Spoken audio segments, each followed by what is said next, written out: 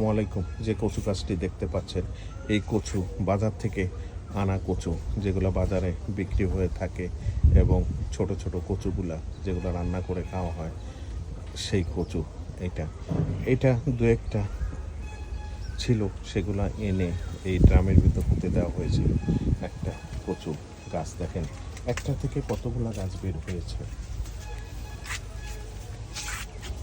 কচুমুখী যেটাকে বলে, উত্তরবঙ্গের এগুলা চাষ হয়ে থাকে। একটা গাছ লাগিয়েছে, একটা গাছ থেকে দেখেন কতগুলা গাছ বের হয়েছে তার পাশ থেকে, এবং অনেকগুলা পাতা বের হয়েছে।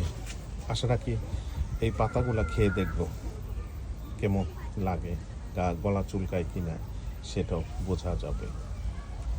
সব কিছু শখে তৈরি হয়ে থাকে, শখ করে এগুলো করে।